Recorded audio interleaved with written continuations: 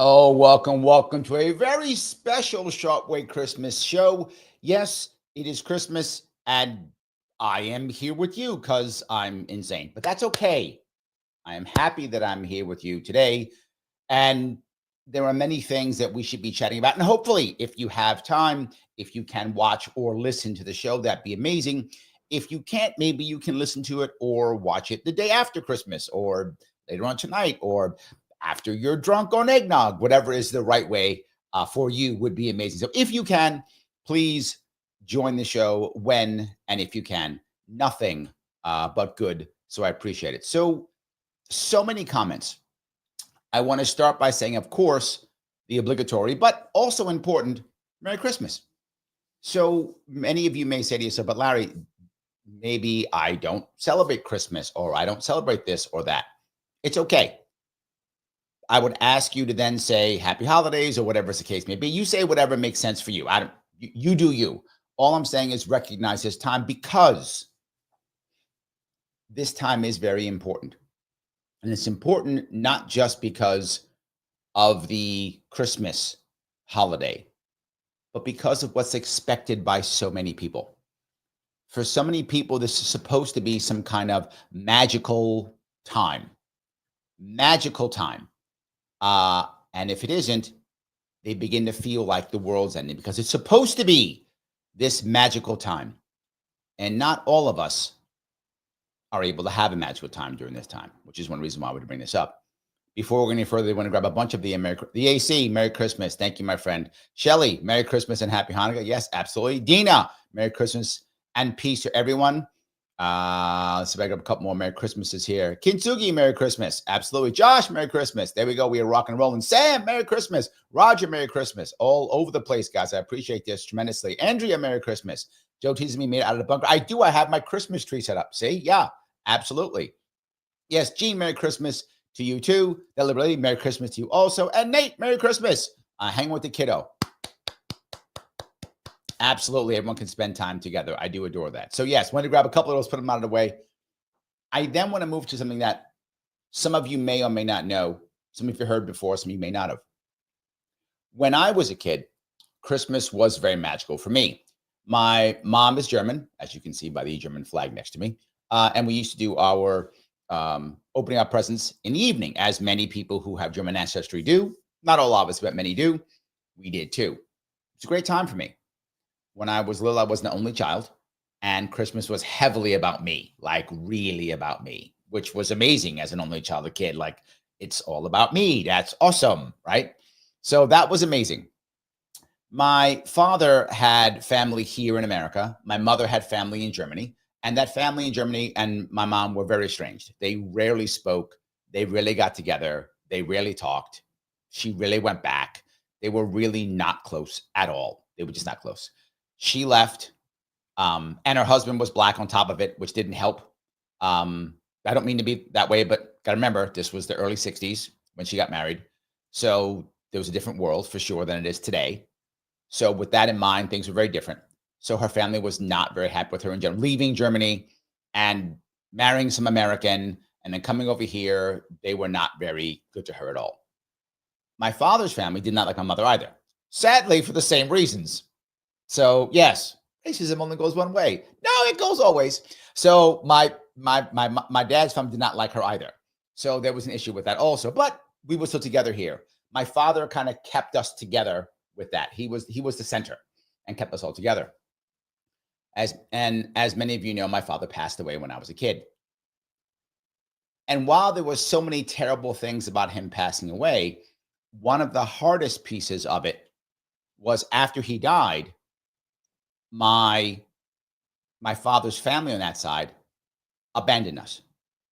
Just literally abandoned us. So I went from having a family, dad, mom, me, step siblings from my dad's previous marriage, cousins, family in Pennsylvania, family in Brooklyn, family everywhere, to me and my mom. Overnight. Just overnight. That piece that is insanely difficult for a kid to understand was Oh my God, they never cared about me and my mom anyway. They never cared. And all of a sudden, it was just me and my mom. That, of course, was also devastating for me as a kid. So now here comes Christmas.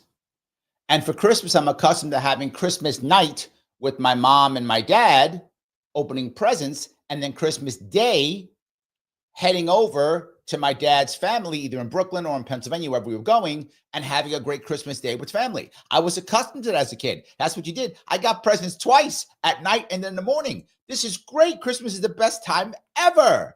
I'm like 10. Oh my God, the best ever. Now my father dies, and it's me and my mom. How do I handle that? What do I do? I think I was 12, if I'm not mistaken, was my first Christmas without my dad. And so I had to do what I had to do. And all of a sudden, I had to put the Christmas tree up. And putting up a Christmas tree, for most people who do Christmas trees, if you put a Christmas tree up, we had the plastic one that you put up and you had to put every branch into the little wooden hole and all those things, right? Some of you have done that. You know, that's what you do. You put each one, it's color coded for the sides and stuff. You put it up. I put it up myself because my dad wasn't there. Putting up the Christmas tree used to be a massively awesome thing. And that year was terrible because it was just me and my dad was gone. I had to accept that my dad was gone. Now, the funny thing is, for some reason, and I think it was because my mom told me when my dad was dying. My dad took 2 years to die. And when he was dying, whenever I would go see him in a hospital, my mom would say, don't cry in front of him. Not in front of him. You cry before and you cry after. But in front of him, he needs your strength. So don't cry in front of him. Don't make him feel sorry for himself. Don't do that. In front of him, it's like everything's fine. When you get back, you can cry all you want. And I never forgot that. So now I'm sitting there putting the Christmas tree up. First Christmas without my dad. First Christmas where the next day, we have no place to go. Like, there's no place to go on Christmas. It's just get up and, I don't know, eat. There's no place to go. First Christmas. No place to go. So I'm putting up the Christmas tree. I'm devastated. But I keep my mouth shut and I do it and I smile because I think my mom needs that, right? So I'm trying to make my mom feel better. Do it for my mom, not for me. I'm hating it. Did it anyway. Did it so I keep my mom, and it helped her. It made her feel like the world wasn't ending, because what she expected was for this to be a horrible time and for us just to fall apart. So what did I do? I acted like it was okay. I took charge of it. I got this. I'm going to be the man of the house now. I'm going to go do this thing. I was 12. So I started doing it. And I did it. Put the Christmas tree up, decorated, whatever, the whole thing. My mom just sat back and watched. She started cooking. And I remember how the second part that was bad. For those of you who have had families, particularly if they're from Europe, who like making massive food, right? Lots of food for lots of people. The German way often is actually have two meats for Christmas, not one. Like, you don't have a Christmas ham. You have a Christmas ham and you got a pot roast. Like, you got both, right? You got it all because you're making food for tons of people who are coming over or whatever. My mom loved that stuff. She loved baking. My mom was a huge baker, had big German cookbooks with cookies and pies and cakes, and she'd make stuff all the time. So she'd make all this stuff, and we had far too much food. We couldn't finish it. Put it all away. I put it all away. I put all the food away. Trying to be the good son, trying to be that thing. But my mom was devastated. First Christmas was very hard for us. Very hard. And we assumed that everybody else was having a good time. We found out later that they weren't either. But we thought everyone's having a good time but us. We're the ones who are being devastated. We're the ones who are being crushed, and they're all having a fun time. That's what we thought. It wasn't true. In the coming years, I told my mom the next year, I said, Ma, why are we doing this by ourselves? My mom worked at a German bank. It was a Union Bank of Bavaria, which doesn't exist anymore. It got bought up by somebody. But back then, that existed. And that bank that she worked at, there were many people who would come from Germany, and they would come and spend 2 or 3 years working in the American branch, the New York branch of that bank. And of course, their friends and family wasn't here. Some of them could afford to go back, some couldn't. So we started a tradition, inviting those people over for dinner, for Christmas Eve dinner. And the reason why, AC remembers UBB. That is correct. UBB was the bank my mom worked at. Correct. You remember. Yes, AC's teasing me, but it's true. Yes. So we would invite people to come over for our birthday, for Christmas. Why? They were German, so they usually did the Christmas Eve thing, just like we did. So they'd come over, and she would cook for them, and we'd have people, and I had new people almost every single year. You might think, is that a good or a bad thing, Larry? It was an amazing thing, because what we did, which was brilliant. Look, I didn't think of it then, right? But now look back, it was brilliant, right? With hindsight, I know it's brilliant, but we didn't think of it then. Was just, we had to create some type of new tradition, a new tradition that would still bring us together in some way. And it worked wonderfully. So it became normal for me in my teen years to have some new friend come over for Christmas. Yes. Now you might say, well, Larry, shouldn't you just have friends come over? Yes, we should. That would be amazing. But I go back to this. The reason why this season is so good is because it gives you an excuse to invite somebody over. That doesn't seem awkward or weird. It seems normal, and it's okay, right? So maybe you would normally not invite someone over your home. I don't know who you are. Whatever you might or might not. But if all of a sudden now you say, hey, it's Christmas. Your family is over in this place. Why don't you come have Christmas with me? Oh, okay. Now, if the person says no, no worries. If the person says yes, life is good. But it's not weird. It's a good way of changing traditions and making traditions and meeting people. I know I talk about it often. Why? Because I did it as a kid. I did it as a teenager. And it was a really good idea. It made things better. I then took the tradition of putting up the tree. I kept that with me as I had my own kids. The second my kids were big enough, and I choose big enough, me, 11. I was 11. The second my oldest daughter became 11 or 12, she puts the tree up. She still does. I don't do it anymore. Kids do it now. So now, as soon as you're 12 in my household, you put the tree up. I follow that tradition too. You got it. You go do it. So you do it. You do it. You do the whole thing. I sit back and watch. That's what I do now. So we would do that. Well, the next thing became, what do we do on Christmas Day? Because very often they come over for the night and they will go home. Sometimes they the night, whatever. And after that, we started going to the people's homes sometimes, or having other people come over, families. We'd have our neighbors come over, or we'd go to the neighbor's house. Didn't matter. We started to make it a time where we meet other people. And it worked relatively well. But it was usually me pushing it. My mom was not very open in that regard. Clearly I'm an extrovert. I've always been, right? Even when I was a kid. So even then I was trying to push things out, right? Trying to do this to the best of my ability. Well, now the Marine Corps comes. 17, I joined the Marine Corps.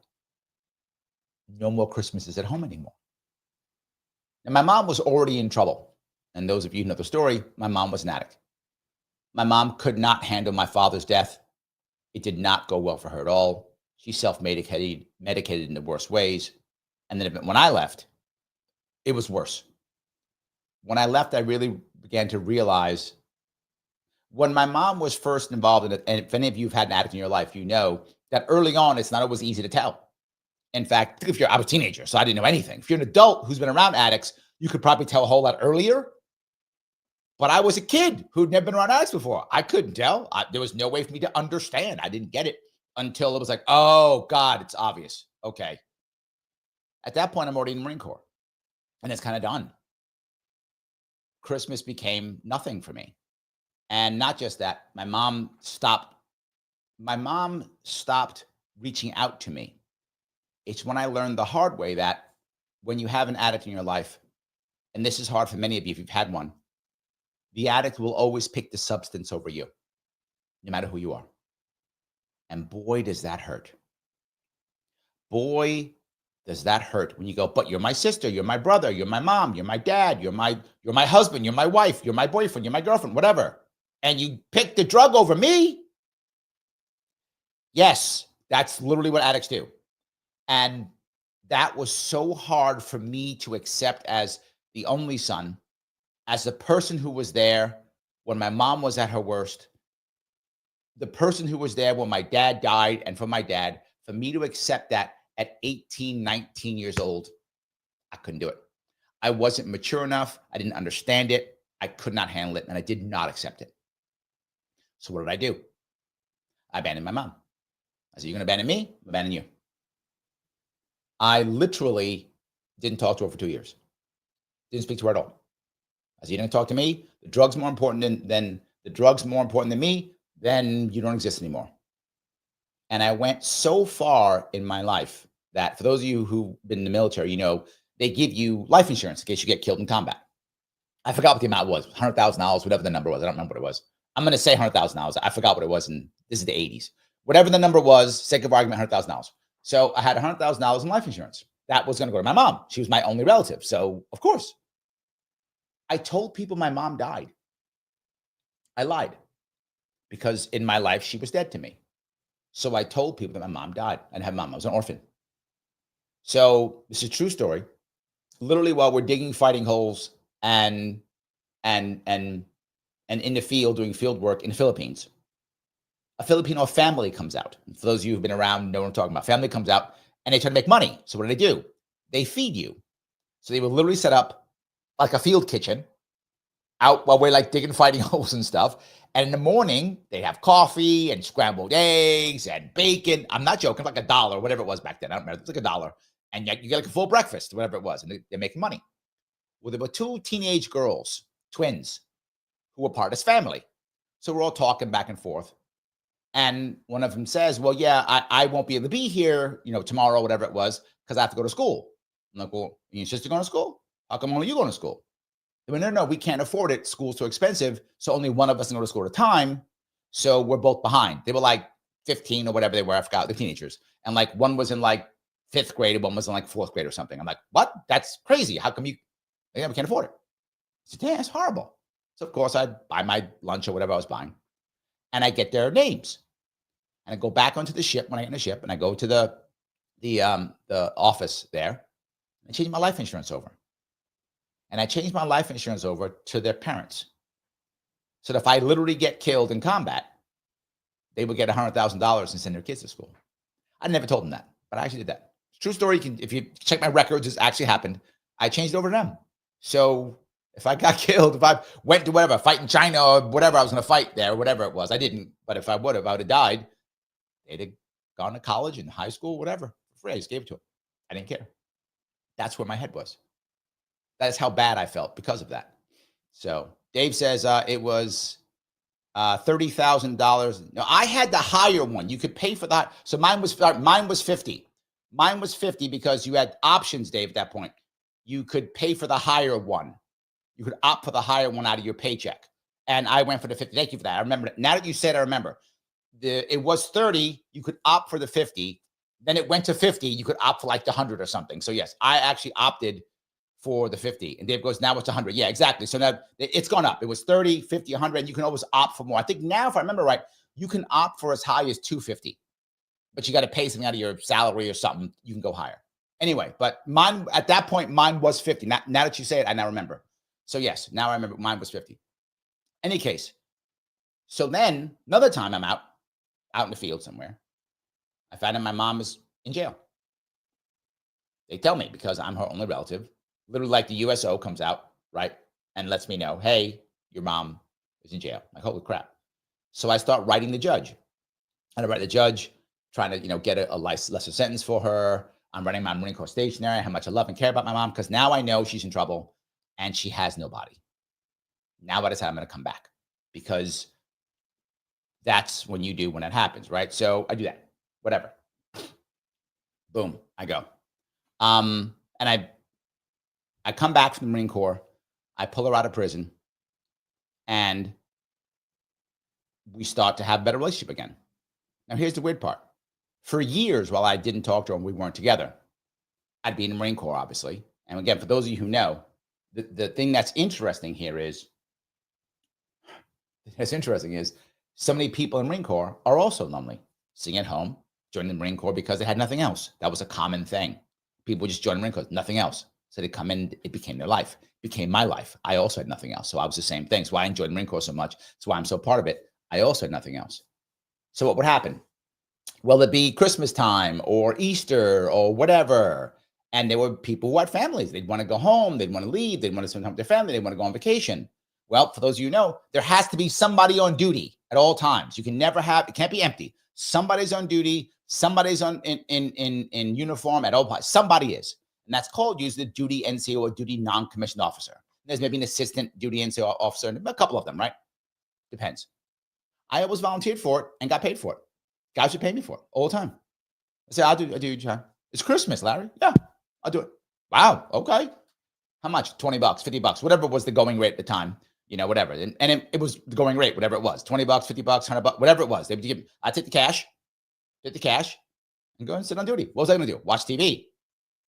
I had nothing. That's what I was doing. My Christmas tradition became sitting in uniform in case the phone rang. That became my Christmas tradition. When my mom got back to my mom, we had to reboot traditions again, reboot everything. And we went right back to it again. We went right back to me putting up the tree, went right back to nighttime and her cooking and inviting friends over. That tradition that we had, that we had to make after my father died, we had to remake after my mom got out of prison and I got out of the Marine Corps. And we did. And we kept it going for another 20 some odd years until she passed. That tradition did matter. As silly as it was, it mattered. And we still met people, and we still had people over, and we did the entire thing, and we spent time with people. And I learned many things during this time, many things. And one of them is there's a whole lot of people who feel alone. A whole lot of people feel like the world is doing so much better than they are. And we don't know. And that's the part I want to bring up. That's most important for everybody, I hope, who's paying attention. I hope my stories are interesting and I tell you what I feel and why I think the way I think. So I'm not just making shit up. It's my own, what's the phrase? Lived experience, the appropriate term. My lived experience and why I think the way I think and why I do what I do is because of my background and who I am, my family, and things that I've had. A lot of people feel like things are going far worse than they actually than they actually are. Right? Far worse.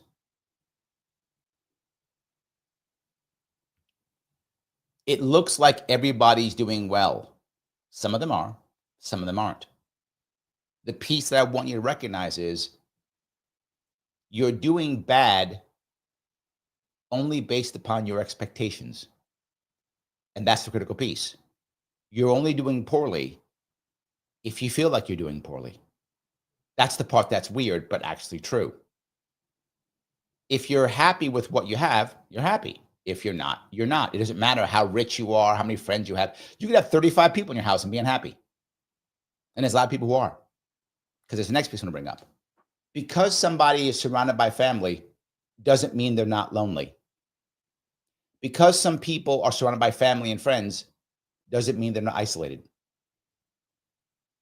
Asking that question is a good thing, even if they get angry. In fact, if they get angry, they're fronting. That's the issue. They're fronting. If they're like, no, why would you ask that question? They're fine. They go, how dare you? They're hiding. You struck a nerve. You absolutely struck a nerve. And if that happens, don't walk away. And that's the hardest one.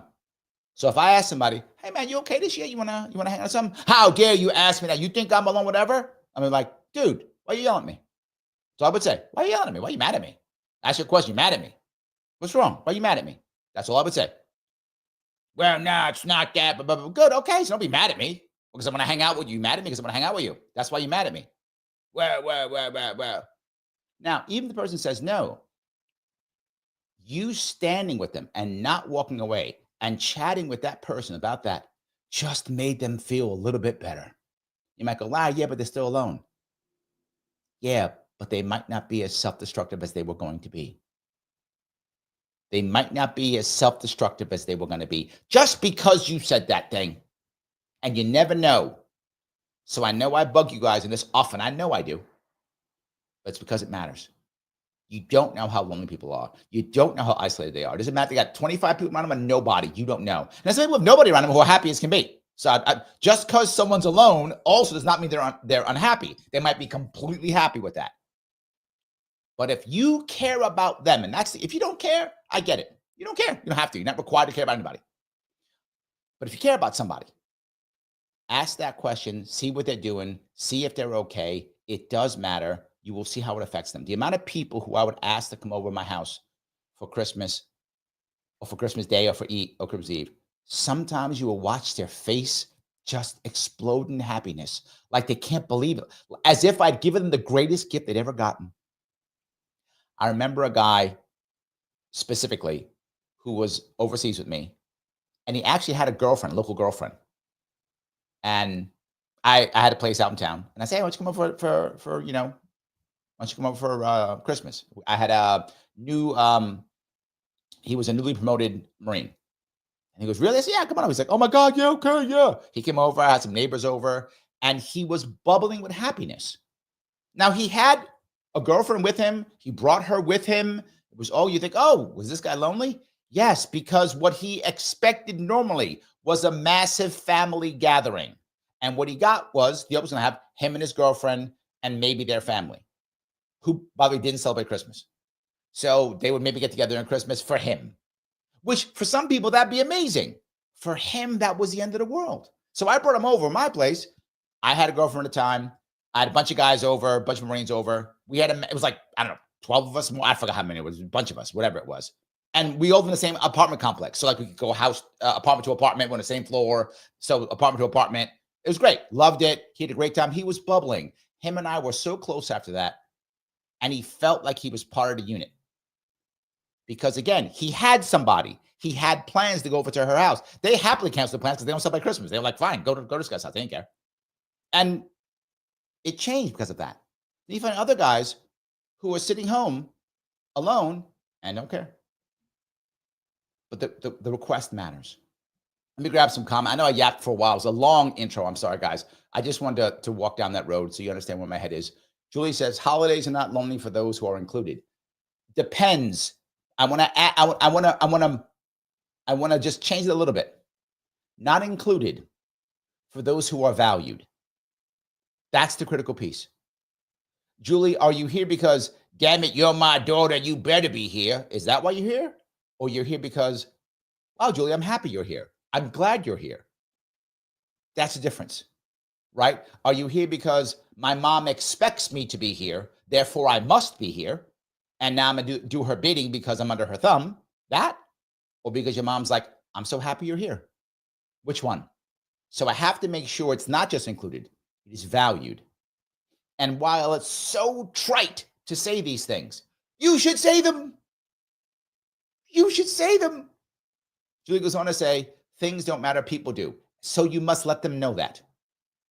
Never assume someone knows they're valued. They don't. I have had people in my life that I have shown them, obviously shown them how valuable they are to me in things that I have done. I mean, if I told you them, you'd be like, of course you value this person. Of course. The outsider would look in and go, yes, objectively, you have done things that show that you care about this person. They're valuable to you. But then I have to tell them still, or they don't get it. I have to also tell them, and that may seem crazy, but it is still true. It does matter. Absolutely. That Liberty says, Sharpe, give me a solid. Hit the like button on the way in. Don't forget to share the stream with your friends. Make sure you follow and hit the bell so you know when Larry Sharpe is live. Yes, she is correct, by the way. I know I bring this up always. It is the Christmas show, but please still click the button that is known as like, L-I-K-E. Please do that. Follow me on all the things, Sharpe Way on Facebook, Twitter, YouTube. Please repost this and share it if you can. Subscribe if you have not subscribed. It does matter tremendously. If you can do so, please do that. You can almost super chat me if you want to, or not only can you super chat me, you can also rant me on Rumble if you want to. I'm live also on Rumble. Become a member on any YouTube channel. Either one, hit join, $4.99, or you can become a member on Rumble. But you can only click during live. While I'm live, click the subscribe button while I'm live.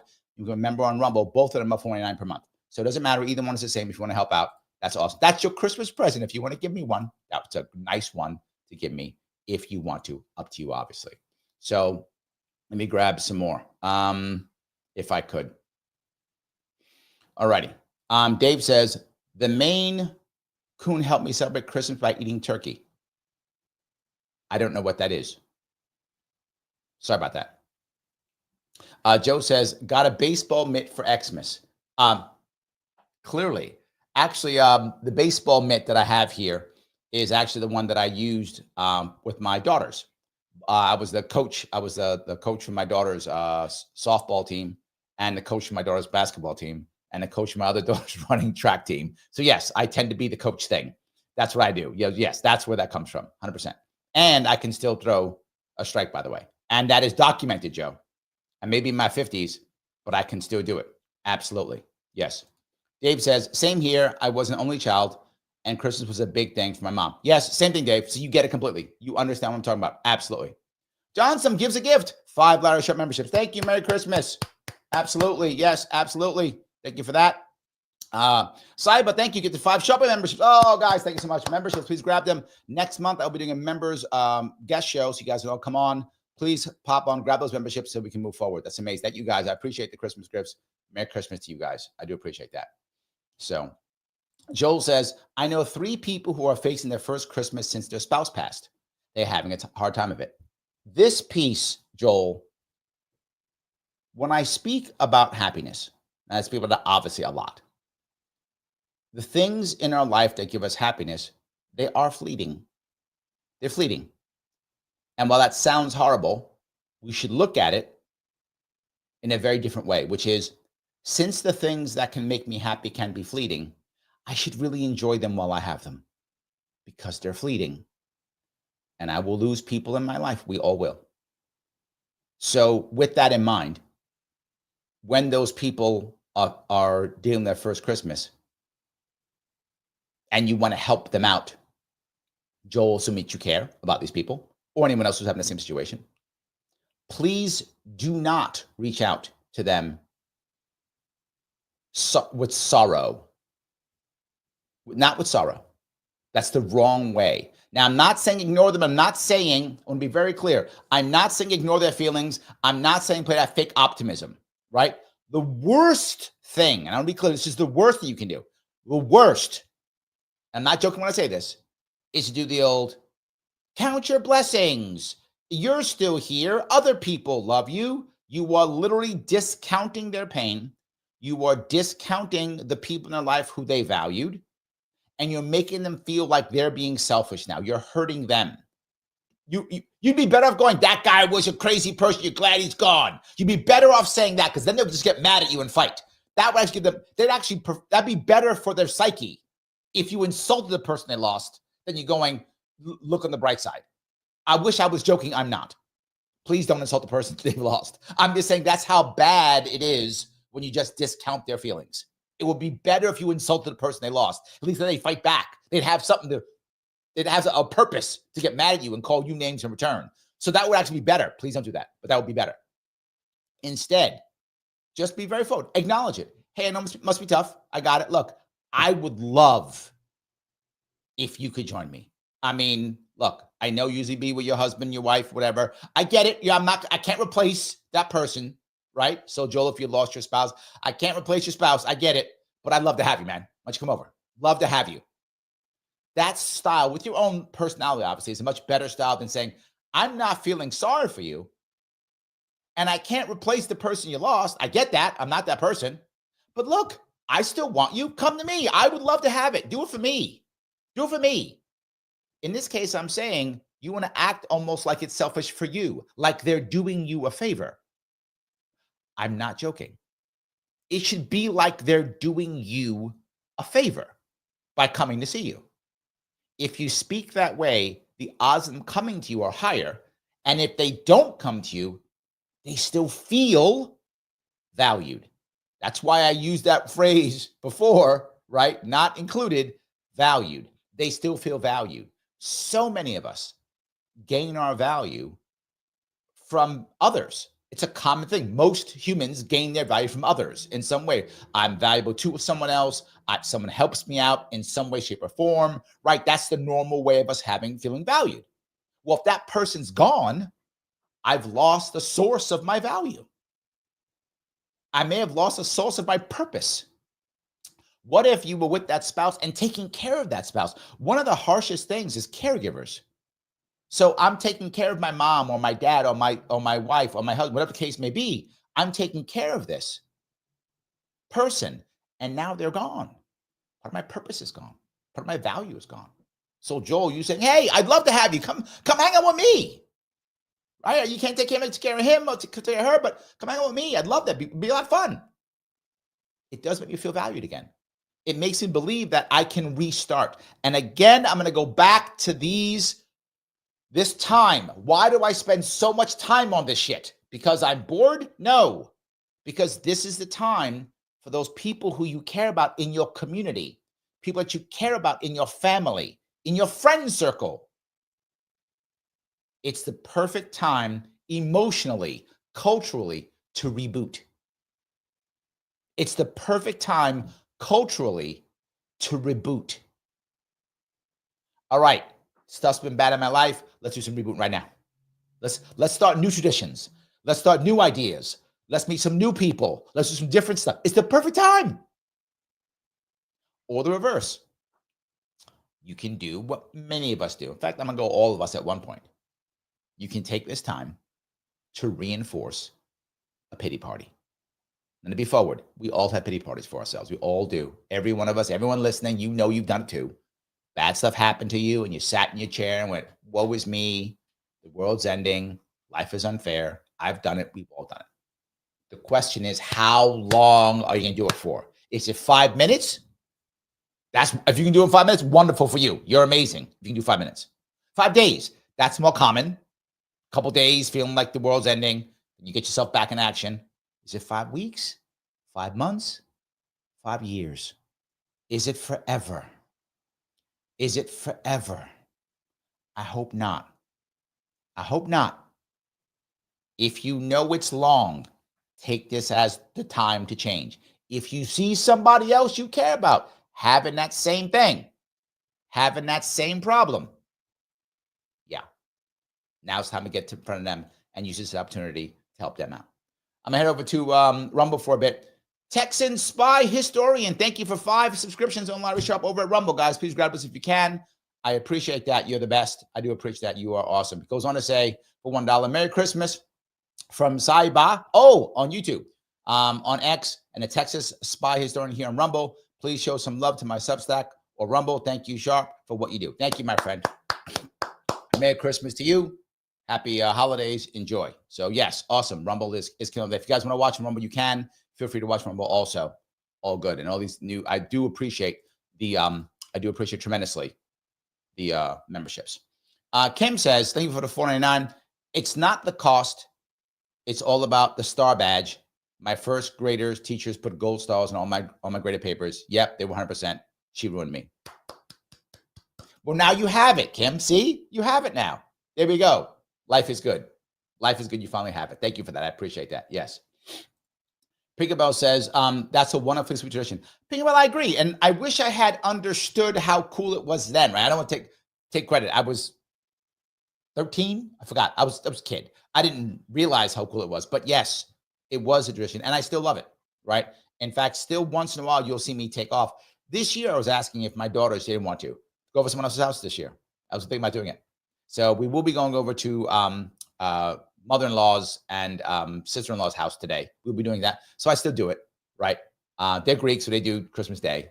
So we'll be doing that. So anyway, some of that will be there. So there we go. All righty. Kim says, I just learned the past 5 days that my dad was the third born of a triplet birth in 1941.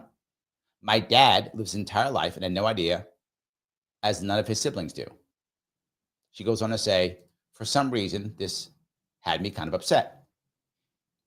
Well, let me give you a couple things that may make you think about this in another way. One is, of course, you'd be upset. Why wouldn't you be? You have 2 uncles that you didn't have the opportunity to engage with. And maybe you would have hated them. And maybe you would have loved them. And maybe they would have been wonderful. And maybe they would have been terrible. But you don't know. This is, you lost out on possible family. Who knows? I mean, they may have hated you and never want to talk to you. Who knows? And they may have been close to you, so close. It's crazy. But yeah, that happens. But I will give you guys a crazier story. I don't know if it's crazier, but a similar story. How about that? Similar story. I do that. A similar story. My mother, when she came, is my camera broken? There we go. Camera. There we go. All right. So my mother kept from me the fact that I was adopted until I was 30. Yes, some of you heard this before, some of you haven't. I didn't know I was adopted until I was 30 years old. Yes. So I believed my mother was my biological mother, and she was not. Now, here's the weird part. I'll give you guys a bit of a background how this actually works. My mother meets my father in Germany. He's in the military. He's in the army. He comes over. They come back over here. My mom can't have children. She has like 3 or 4 miscarriages, can't have children, decides to adopt. They adopt me. This is the 60s in New York State. New York State, believe it or not, had race laws. Yes, I know, New York State, the most liberal state in the world, had race laws. So you had to make sure that you adopted people the appropriate race. Well, my mom was white. My father was black. So they had to get a mixed kid, me. So I was very lucky that one had been given up, right, for adoption. Again, I didn't know this. They adopt me. My name is Larry Sharpe. Wasn't my birth name, but she names me Larry Sharpe. Boom, done. His last name was Sharpe. 2 years later, they get divorced. 2 years they're divorced. I never see him again. The man who I believed was my biological father, I never saw again. He then eventually passed away. I never saw him again. He eventually passed away. Never saw him. So I assumed that my birth father abandoned me. That was my thought process. That's what I thought was true. So my mom hooks up with another guy who's from the Air Force. So another veteran. So Army veteran and then Air Force veteran. That's the man who raised me. That's the man who I call my father, right? When I talk about my father dying, that's him, right? He was my adopted father that I knew was my adopted father. But actually, so was the last guy. I didn't know that though. So I knew he was my adopted father. He's the one who raised me. When I say my father in every way, shape, or form, I mean him. He is the one who raised me. He's the one who taught me how to be a man. He's the one who made me the person I am today. So that's who he is. He died when I was 11. So now I'm 30. It's 19 years later. My mom does not tell me I'm adopted. And I say, you know what? I'm getting older. Maybe I should try to figure out my biological background, like find my dad and see, like, did he have like cancer or heart attack or something, right? Just medical. So I'll call my mom and say, hey, I'm gonna do this. She goes, don't bother. He's not your father. What? Not your father. You're adopted. You know, my mom, not biological, no. Insane. Insane, right? She's crying. The world's ending. Oh my God. And here's the worst part that she was so worried about. This, you see why it was even worse. This was after she had got out of prison. We had our life together. We had a very good relationship after this. She had reconnected with another man after that. Reconnected with another man. She was a stepfather at that point. We had a good relationship, and she was afraid that I would be so angry that I would abandon her again. She was devastated by it. She didn't want to tell me, but she didn't. She was all crying and don't leave. She thought I was going to end her. Of course I didn't. Of course I wasn't. And again, this is logical versus reality, right? Logical versus emotional. Logically, she should have known this. The man who I call my father, I knew was my adopted father. Why would I not love her for being my adopted mother?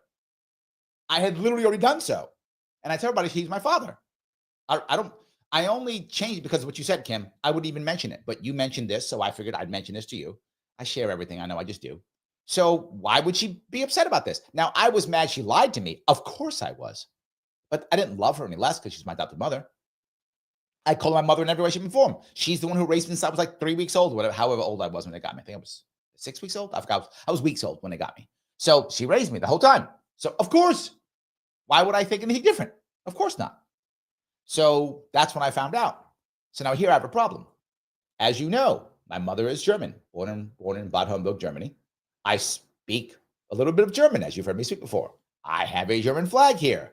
I always thought I was German. And I thought, oh my God, what if I'm not? What if I'm not German? What if my birth parents are like, I don't know, French or something, Italian, whatever? How would I know? I don't, Polish. How would I know? Maybe I'm not this thing that I thought I was. So I literally go and do like 3 tests. I do like a ancestry, another local thing. I do 3 different tests to figure out what's my DNA. And I find out I'm German. I know what the odds. Who knows what the odds are? But like literally, I'm German. My family, my background, my DNA comes not where I thought part of Germany. The part my mom is from is like middle northern Germany is where her family's from. Where I'm actually from is southern Germany, Austria. That's actually where my DNA comes from. So I'm actually from that area. And my African DNA comes from the Hausa tribe in modern day Cameroon and Nigeria.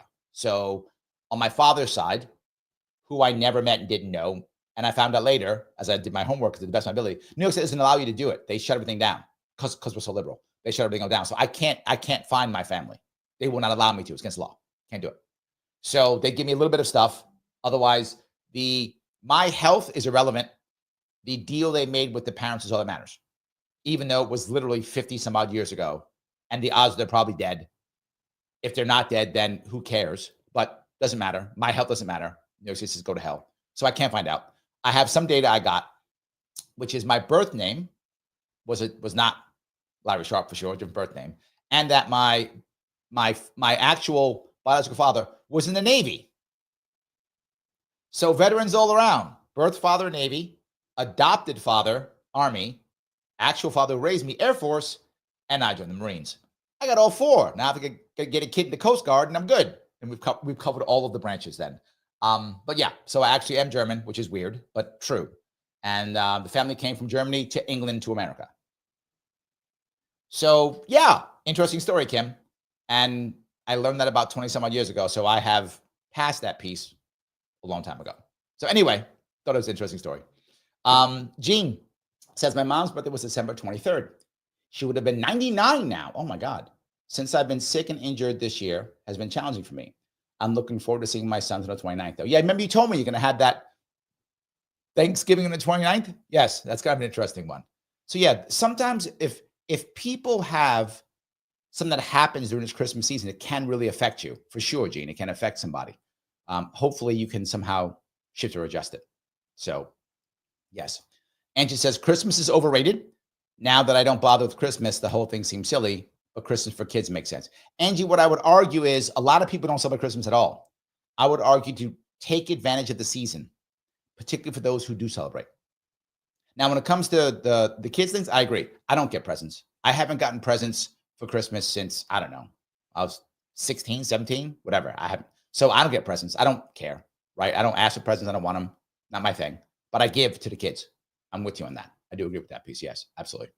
Julie gifted 5 memberships. Thank you. Sharpe Way, please, guys, take advantage of the membership if you can. It's amazing. I appreciate it. Lots of gifts for Christmas. I do appreciate that. Everyone you can, please do so. I will, again, be doing another member show coming up here. Absolutely. So, all righty. Christopher says, I come from a huge family with a rich Christmas tradition. Took it for granted until my grandparents passed away and the family stopped gathering. Now it feels rather empty and yet still remains special. This is a funny part that you bring up, Christopher, and this becomes hard for a lot of people. I remember when my father passed, I was a kid, so it didn't really matter much, but I kind of tried to become kind of the man of the house, kind of a little bit, right? A little bit. But I wasn't really the patriarch, if that makes any sense. My mom was the matriarch. But when my mom died, I felt old. Why did I feel old? Because when my mom died, I was the oldest one in the family. I became the patriarch. If I didn't make the traditions, it didn't happen. And so I had to. And what I would say, Christopher, is if you can now, start making them. Reach out, make it, make them, decide them, do it. Start now. And odds are a lot of people won't jump on board because whenever you're the first thing, people don't do it, but do it the second year and the third year. And you'll see some people start jumping on board because then it becomes tradition. Right now, it's some crazy idea Christopher has. That's what it becomes. But then once you do it a couple times, it can become real. So if you want to get rid of that empty feeling, start one, whatever that is. And that might be Christmas Day, might be Christmas Eve. It could be what you see what Gene's doing. Gene's doing the 29th. I don't know what makes the most sense for you, but do something. And it may not be dinner. It could be breakfast. It could be brunch. It could be the thing doesn't really matter. What matters is the excuse to get together, right? That's what matters. The excuse to get together, whatever that is, right? That's the excuse to get together. You have to find an excuse to get together where someone can say, yeah, I'll jump on board. Yeah, I'm in. Yes. The AC says, I carry something like 500,000 life insurance. I actually carry more than that right now. Yeah, I carry more. I got 2 kids. I carry over that. I don't think I may be worth more dead than alive. And Joel says that is worth more dead than alive. Yeah, it's probably true. So yes, absolutely. 100%. Let's see here. Kim says, I seriously don't believe anyone except my grandmother. And the doctor knew, as my grandpa was in Germany fighting the war. I'm convinced he didn't know either. Ooh. Yeah, maybe not. Maybe not. Yeah, maybe not. There we go.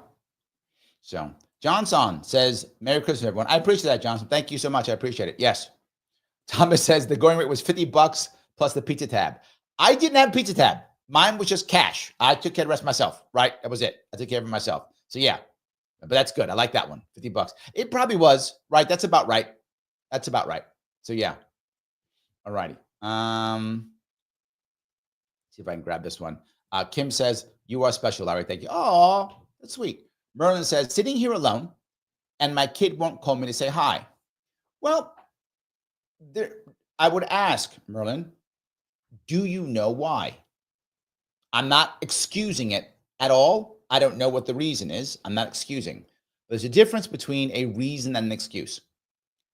I'm not saying anything he's doing is excuse. I don't know. Or she, sorry. You said kid, so I don't know if it's a daughter or son. But whatever the case may be, you should ask yourself a serious question as to why. The odds are it's emotional. So what are they feeling? Are they feeling pushed away? Are they feeling entitled?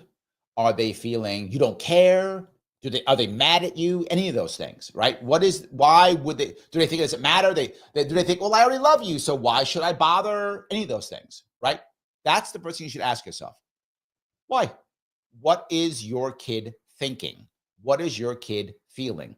And the hardest part for you, as anyone would be, is when you have that conversation with yourself or with friends, whatever, is to try your best. And it's hard because you love them and you care about them. But you must try to not be emotional yourself. Boy, is that hard. Because what if your kid thinks, well, you should know already or something like that? That's hurtful. That's hurtful. I'm going to be mad. Well, they should know. And now I'm going to get mad. No. Try to think, okay, that's what they think. That's how they feel. Once you know where you are, you can then move from there. That's the piece. Knowing and understanding where you are is the critical piece, and people don't do that. They just want to be right. They want to be righteous. It is human nature, and it is not helpful. It's not helpful. You have to know where you are right now. Where am I now? Okay, right now I'm in a spot where my kid thinks this, my kid feels that. I don't like that. I'm mad about that, but that's where I am. Okay. He's wrong or she's wrong. Okay, but this is where you are. So whether they're wrong or right isn't going to help you. You're still in a spot. The question now becomes, how do you get out of that spot? How do you get out of that spot?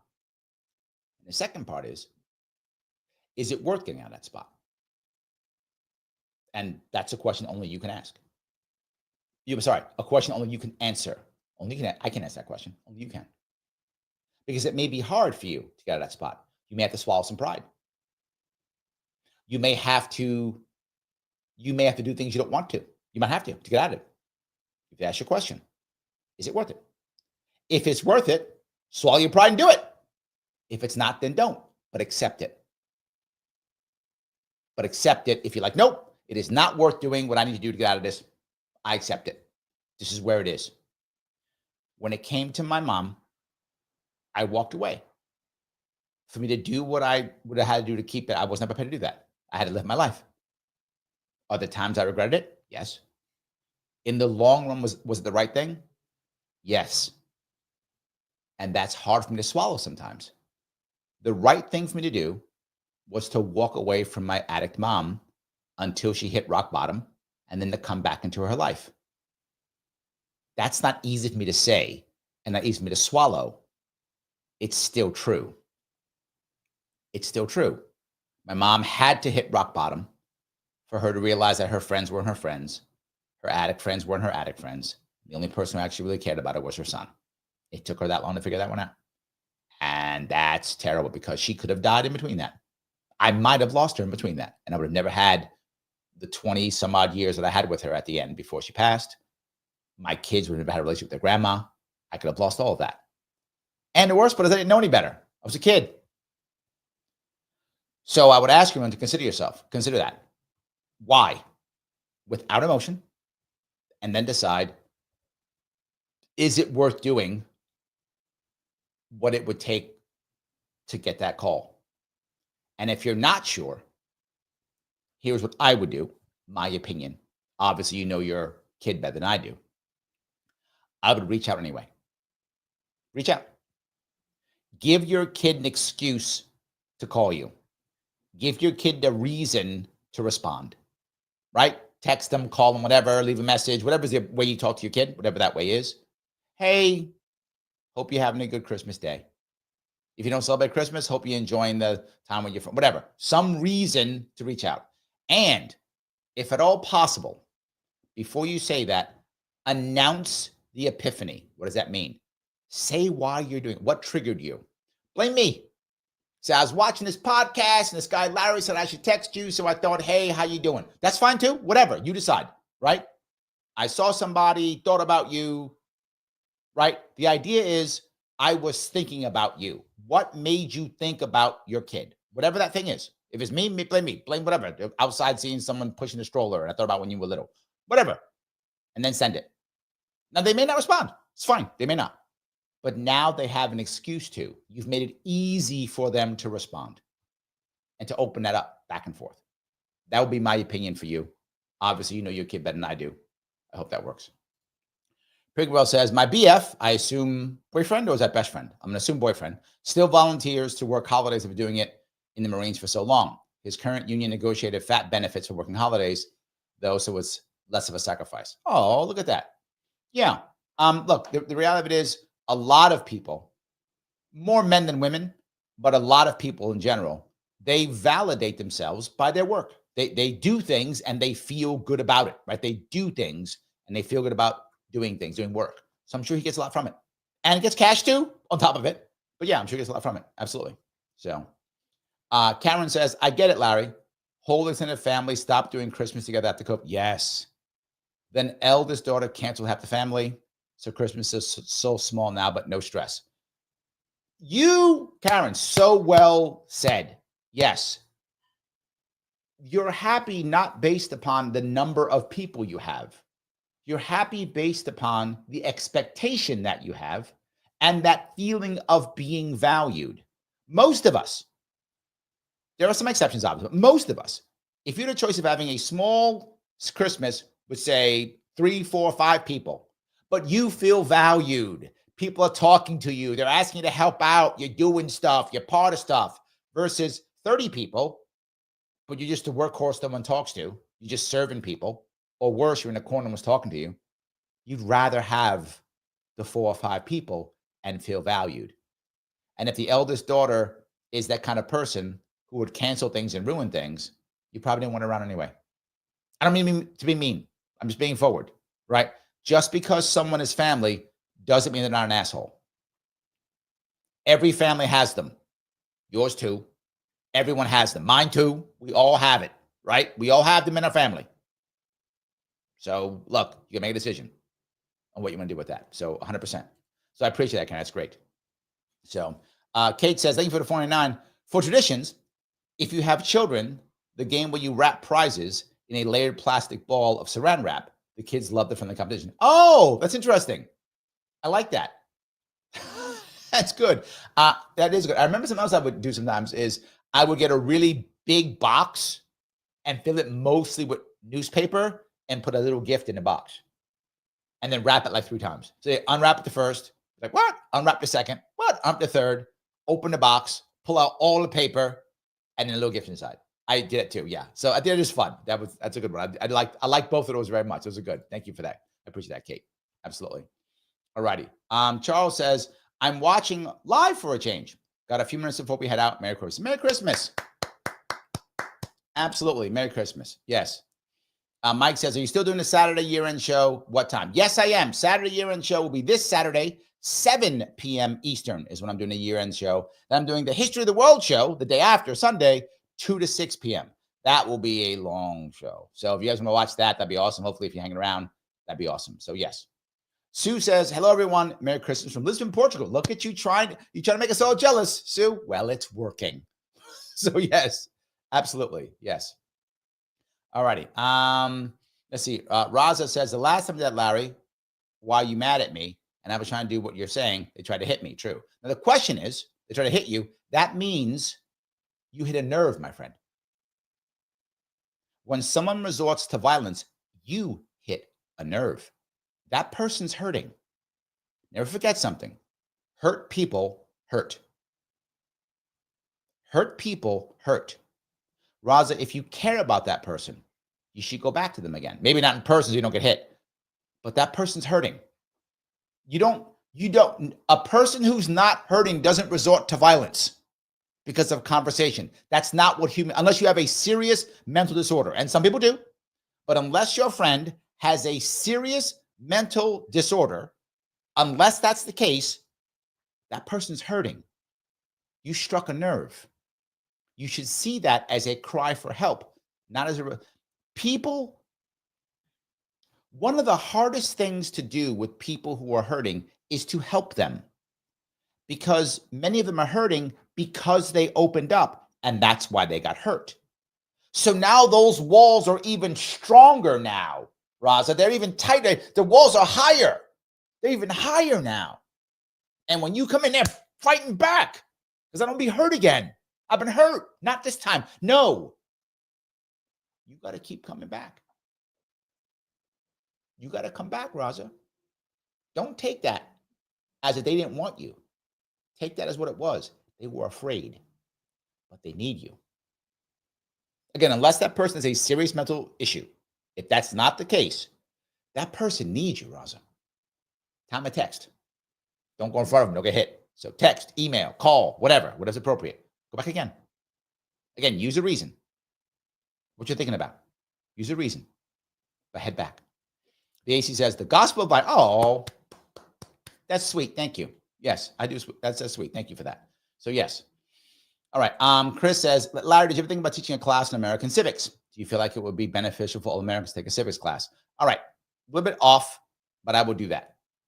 Oh, Dave says, a Maine Coon is a bit of cat. Thank you. I'm not a cat person. I didn't realize that. Thank you. Kim, same thing. Maine Coon, cat. Thank you. Sorry. There we go. Cat. I had no idea. Thank you. Wow. All of you guys knew that. You guys are all cat people. Sorry, I'm not a cat person. So yes. Let me go back to Kirstell. 2 parts. Have I to teach one on civics? Not really. I haven't thought of it. I could do one, I guess. I could. Don't know why, but I guess I could do it. Sure, I could do it. The advantage, if I did one, I would do one live again like this, so we could be a lot of back and forth, because that's the critical piece. Civics, in my view, is valuable when people are going back and forth, right? Just telling people about it, I feel, isn't that as valuable at all. I think it's the back and forth piece that really helps, because now you ask questions. What does this mean? What does it matter? What are you sacrificing? So I'll consider doing it. Do I think America should take civics class? Of course, but the reason why there's no civics classes, and I may do a show on this week, I'm considering it, is because of the federal dollars that come into the education system, which is a little bit off topic from here, but I'm just going to bring it up real fast. Federal dollars come with strings attached. None of those strings have anything to do with civics. So civics is removed, right? That's the truth. They spend money on things that get them more money. Civics does not get them federal funds or state funds, so it doesn't matter. You have to change the entire federal system. And the federal government has no desire, none at all, Chris, in Americans understanding physics. Civics too, but civics. No. If Americans understood civics, we would not have anywhere near the horrible government we have. Not even close. I mean, nowhere near. They have no desire, and I'm not joking when I say this. They have no desire for Americans to learn civics. None. This has been at the local level. Otherwise, it would never be done. So, yes. James says, I wonder if people still think Merry Christmas is offensive. They do. Yes, people still do it. I know people who don't like it all the time. They do. And I do use it when I think, but I also add others. I think people should, enjoy whatever they want to enjoy, however they want to enjoy it. Absolutely. So yes, but people do. It's true. If they get mad at me, I try to fluff it off and move on. But again, if you are angry, there's a difference. If you say something like, I don't celebrate Christmas, there's nothing wrong with that. If I go Merry Christmas to you, I don't celebrate Christmas. I say, oh, okay, no, then, happy holidays. Hope you enjoy the season, whatever. And you're good after that. I'm good. I have no problem with you being proud of whatever your traditions are and announcing you don't celebrate Christmas. No worries. You do you. I'm good with that. You and I, great time. But if you're angry, how dare you? You have an issue. If you're angry, there's a difference. Hey, it's not me. Okay. How dare you? You got a problem. That's on you. Merry Christmas. Missy says, Merry Christmas to each of you. I'll thank you for $2. I appreciate that. Empowered Fam says, thanks for sharing with us, Larry. Merry Christmas. I appreciate that. Missy goes on to say, you are special. I do know that Missy is special. That I'm sure of. So yes. Empowered Fam, look, I share a lot because I know something else here, which is, as you can see, I try my best to build a community. I talk about community. If I'm going to talk, I got to walk the walk. I ask us all to be as open as we can be to each other. And you hear me say it, and I practice it and I preach it. I can't point my finger at you until I point my finger at me first. And I like pointing my finger at you. Like I really do. I like pointing it. I do. So that means I got to point it at myself a whole lot so I can point it at all of you. Well, if I want you to be open and honest, well, then I got to be open and honest. So I have to do that. This is what I must do now. So yes, I do share as much as I can because I want you to be open and honest with me too. So I got to be open and honest to you. So yes, there we go. All righty. Walk down this road if I can. All righty. So many of these, I do appreciate it. So yes. All righty. Christopher says, I find holiday gift giving to be a burden to me. It's about family and food. There's a part of me that agrees with you on that one. I do. It can be very burdensome. So I'll give you an idea then, if I could, Christopher. Create a tradition where you don't give gifts. A tradition where you do something else. Perhaps you bring food. I'm making this up, right? Whatever makes sense in your world. Perhaps every year someone agrees to go to their house, or maybe you agree to give gift cards or whatever. I made all these up. But look, it does not have to be about gift giving. Again, if you're going to take charge of this, you make your own thing. It could be you bring a song and you all dance. I don't know. Do you do that stuff in your friend? Whatever. It doesn't matter. Give people a purpose and a thing to do, right? So, hey, I don't want to give gifts. It's a burden for a lot of people. Times are tough. Can we not do gifts? I want everybody to come to the house at whatever, Christmas Eve, Christmas Day, whatever's your thing. And do me a favor. When you come, just bring a gift card for $10. That's it. And it goes to the guy or gal who is at their house. They get $10 gift cards, whoever shows up. Problem solved. Or bring food, or bring drinks, or whatever, right? Maybe the person has a dog. Bring dog food, right? They got cats. Bring cat food, whatever. There are ways you can get around this, and it doesn't matter what it is. If they're unhappy, let them tell you. I'm going, I don't want to bring dog food. I want to bring cat food. Okay, you know what? We're going to swap it. Pet food. You pick the pet. Bring the food. Done. Whatever. But give them a reason, go back and forth. You'll see things going to happen. And the other pressure will hit them. There'll be family and social pressure that won't be burdensome, but that'll be fun. That'll be fun. You'll see it. And if you got some jerks who go, I'm not bringing because I'm this, you know what? You don't have to come then. And I want to be very clear. People will often say things like, you don't understand, Larry, you have to have them come their family. That's a terrible way of thinking. Repeat that. That is, and many of us think this way, and it's terrible. You have to invite them. They're your sister. No, they're an asshole. No, I don't care if she's my sister or he's my brother or my cousin. No, you got to be good with the family or you don't get to come.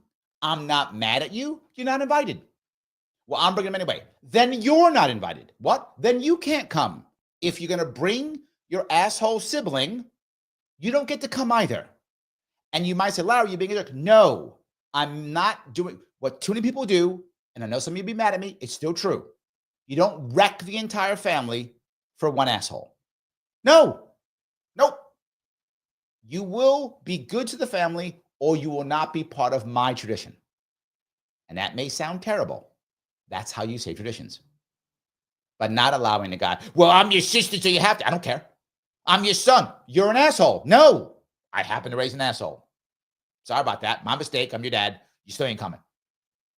That's how it works. And I know that sounds bad, and people go to me, Larry, you're wrong. That blood is thicker than water. Clearly, that's not true. I'm adopted, so I can't buy that one. So, no. You have to follow the way of being everyone keeping happy for these traditions or don't come. And I'm not even mad at you. Literally, if Chris comes to me and says, well, Larry, I don't want to bring dog food. We ought to bring dog. So I'm going to come anyway. I'm not bringing dog food. No, Christopher, you're not coming then. Don't come. Don't come to the house. Don't come to the house. I'm not letting you in. If you force you in, I'm calling the cops. You going to jail that night. And I'm not joking. If you think I'm joking, great. I'm going to know. And everybody must be mad at me. How can you, Larry, Christopher's your brother. He won't play the game. No worries. He can have his own Christmas then. I'm not mad at him. We're going to have a good time. I'm not going to let him come bully me. No bullies in my parties. No bullies. Pack your shit, go bully somebody else. Remember something. When you have bullies in your family, bullies, period. Bullies don't bully you. Bullies bully the easiest target. If you aren't the easiest target, you don't get bullied. That's how that actually works. Don't be the easiest target. They go for the easiest target. And if you, next remember, people tend to communicate with you the way you train them to communicate with you. And if I can bully you, I'll keep bullying you. You've trained me to bully you. I'll keep bullying you. You bully me, you're out the fucking door. I've trained you, you can't bully me. So you won't. You'll go bully somebody else. I'm sorry, I dropped an F-bomb on Christmas. Look at that. Bad. Anyway, clearly I have issues with family that I deal with. And I've done that before. With my family and extended family, I've had these back and forths before. And I have fixed them. Note, on my Christmases and my holidays, I'm pretty happy with people I want to be with. People who I don't want to be with, I'm not with. As we speak about it, as we talk about it, life is short. People you love are fleeting. You don't have time for assholes in your life. Get rid of them. They will do one of two things. They will come back to you on your terms, and many of them will, because they want to be part of the family. They want to be part. They think they can get away with stuff. Well, they can't. So they have two choices. They go away, good, or they come back on your terms, also good. But something else, the other family members see you do it and go, oh, that's how you do it. Now, some of them will be too righteous. You're bad, whatever. They'll go away too. Okay. They want to be doormats. Let them be doormats. It's up to them. Don't be a doormat. People want to be doormats. Let them be. Some people are raised to be doormats, and they will be doormats. You can't stop them. Let them go be doormats. Let them come if they want to. Then we have to bring the bad guy. To do the worst thing. To try to be self-righteous. Well, I'm bringing your brother because it's the right thing to do. You can do the right thing in his house, not my house. Wow, I'm really pushing this. But anyway, Christopher, you've triggered me now. Triggered me now. I got all triggered now. Anyway, but let me grab some more of these. Kate, thank you for the $5. When was the last time you were a guest on someone else's show? You're a great speaker. Merry Christmas. I do try to go on shows often. In fact, I was on 2 last week. I haven't posted them. I got to get them posted. I was on 2 last week. I try to go on shows here or there when I can. I'd like to do my show, of course, more than anything else, because I enjoy the family here. But I do go on. People invite me. I tend to go on shows. People invite me. I just was on Marcus's show 2 weeks ago out of Rochester. I was on his show. 2 weeks ago. I did 2 guest spots on Salem TV last week and the week before. So I do spots here or there when people ask me. The problem is people don't always ask me to come on. When they do, I often come on. So I was on Chrissy Mayer's show about a month ago. So I do go on shows here or there. I do. I sometimes post them if you go to my YouTube channel, there's my live shows and then videos. Videos is very often me on someone else's show. You'll see many of those. So I do those here or there. So thank you for that. If you, by the way, Kate, if you know someone else's show wants me on, please, I'm happy to come on. I did Kim Iverson's show this year too. I was Vosh's show, I was on Destiny's show. So yeah, I do go on shows here or there when I can. I do. So, all righty. Let me grab a couple more of these. I know I probably pissed some people off with that stuff. But I apologize if I did. So yeah, I may have made some people upset with that. I hope not. So anyway, all right, let me grab some of these. All right, Julie says, I'm announcing that I'm indeed an a-hole. Look, then you're good. Julie, there's nothing wrong with that. That's good. You know, you get to do you the way you want to do it. That's okay. And something else, if people know you are and they invite you, then they want that. And that's okay too. I do have people in my world who are very aggressive, sometimes negative, very forward, but I don't mind it. Like I'm okay with it, right? And that's fine too. Totally fine also. Yes. Yes. Let's see here. Daniel says, Merry Christmas, Sharpe, even if yours is 2 weeks later. January 7th. So yes, thank you for that. $10, Mr. Daniel Donnelly. I appreciate it, of course. Yes, Merry Christmas to you and yours. Yes, absolutely. 100%. All right, let me see if I can get down here a couple more of these. Kate says I can send a super chat to Jimmy Dore. I know Jimmy. He hasn't had me on. I've asked a couple times. He does not come on. Yes, absolutely. So, all righty. Let me grab a couple of these other ones. There's so many guys. You guys are popping up. I want to try to keep going and grab as many of these as I can. All righty. Angie says, I've stopped making Christmas the be all. Now all alone isn't as hard. Less disappointment when you stand back and realize it's another day. This is a valid point also, Angie. You've made a lot of valid points today. Christmas is just another day. It's true. And not just that, what are you expecting, right? If you are expecting something amazing like a Hallmark movie, of course you're disappointed. Of course you are, right? If you're expecting magic to happen, all those things. Yeah, of course, right? But if you're like, no, it's another day for me. It's fine. When I was in the Marine Corps and I was on duty, I wasn't mad. This is what I thought. I was like you. This is what I expected. I expected to make some extra cash. I saw Christmas and Thanksgiving as extra cash. As Thomas said, $50. And $50 back in the 80s and 90s is a lot more money than now, right? So I'm making $50 to $100 every time holiday comes. I'm good. No problems for me. I'm good. So I'm with you. What I'm saying is, whether you use Christmas as the be all and end all, you should have certain days in your life. Could be your birthday, could be some other special time of the year, could be the spring, could be the new year, you pick. But there should be times in your life that you feel, and I do mean this, you feel like there should be something special happening, because it'll make you want to do something special, whatever that thing is. Could be your anniversary, could be your birthday, you pick, whatever. One of my favorite holidays, believe it or not, is Thanksgiving. I happen to like that. So any of those work. So you should still have some days throughout the year that you've decided, these are days that I expect something better, right? Something like that, whatever that is. Yeah. So anyway, let me grab some more of these. James says, my sister told me and our parents that she was pregnant with her second child in August, but she suffered a miscarriage this month. Oh, that is, yeah. That is terrible. I hope she's able to try again. I hope she is. So many people trying to have children, miscarriage is just because depends how people look at it. Some people say, well, look, at least you can get pregnant. And I get that logic. I do. I get the logic. I would argue the reverse is true. If you simply can't get pregnant, and it doesn't work for you, I feel like that's clearer and easier for a family. I don't know about the woman, but for the family to accept than getting your hopes up and then that happening, and then hopes up and that happening. That is heartbreaking. And she already has a child, so she knows she can get pregnant. So she knows this already, right? She already has a child. She knows she can take a child to term. She knows that. And then having this, that's got to be terrible. James, I'm sorry for your family for that. I hope that, I hope you're able to fix this somehow. So, any case. All righty.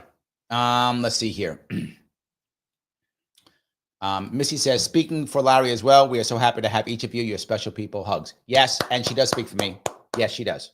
Yes, Missy absolutely does speak for me. Yes, she does. Yes. All righty. Let's see if I can grab this. One more of these. Rick says, Missy, I'm thankful for you and Larry. Oh, that's so sweet. That's amazing. Yes. Julie says, 7 years of trying to reboot. Here is what I would ask you, Julie, when you're trying to reboot. Two things. The first thing is, what does a reboot mean? And it's a serious question. I'm not joking. I'm not teasing. I'm not being a jerk. What does it actually mean to you? Am I rebooting your family, your friends, yourself, some combination, your professional life, your personal life? What are you rebooting? Mental issues, health issues? What are you rebooting? And again, the only person who answers that is you, right? You have to decide, what do you want to reboot? All the things? What I would argue, if you're trying to reboot all the things, you're probably trying to reboot too much. Most human beings cannot do all of it. I mean, maybe you're amazing and you can. I don't know you that well, Julie, so perhaps you are that amazing. But assuming you're a normal human being, you can't reboot it all. It's too much for a human to do.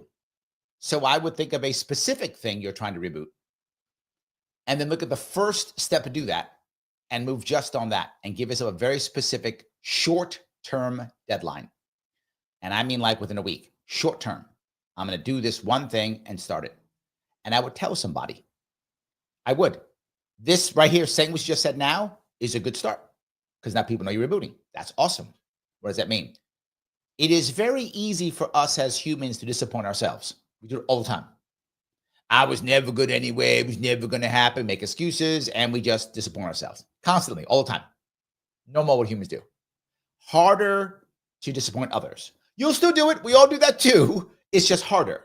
So when you start telling others you're doing this, it becomes, you increase the odds of you making the reboot work. Nothing's guaranteed, but you increase the odds of it. Again, as you hear me say all the time, life is habits and odds, right?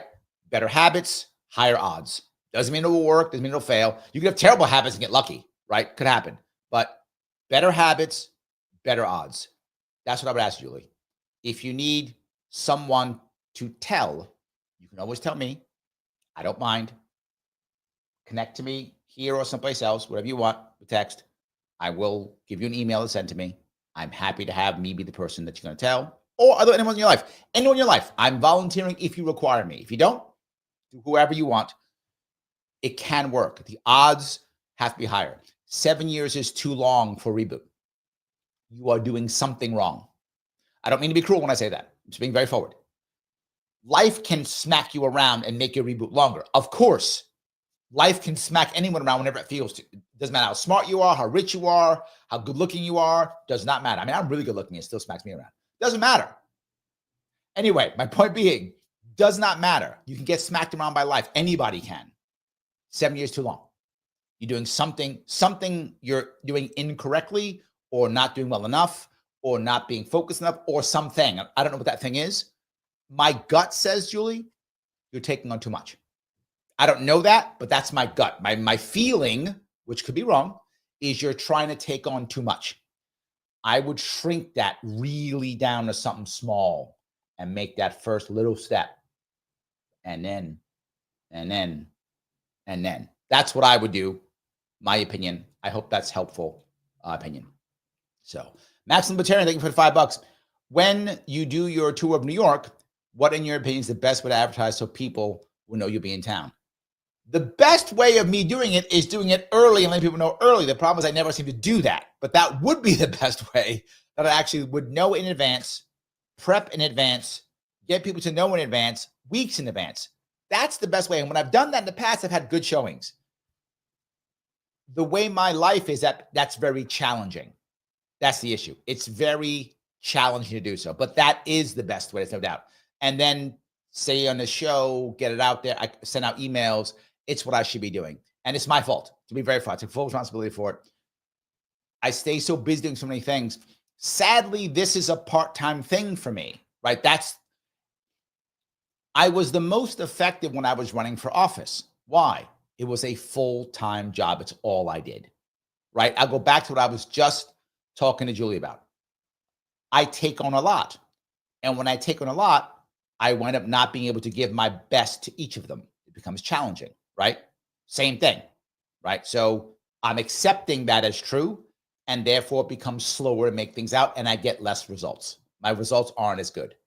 If I spent more time on that, that's the answer, to be forward with you. Thank you for that. For asking the question, though. Ryan, $5. Thank you.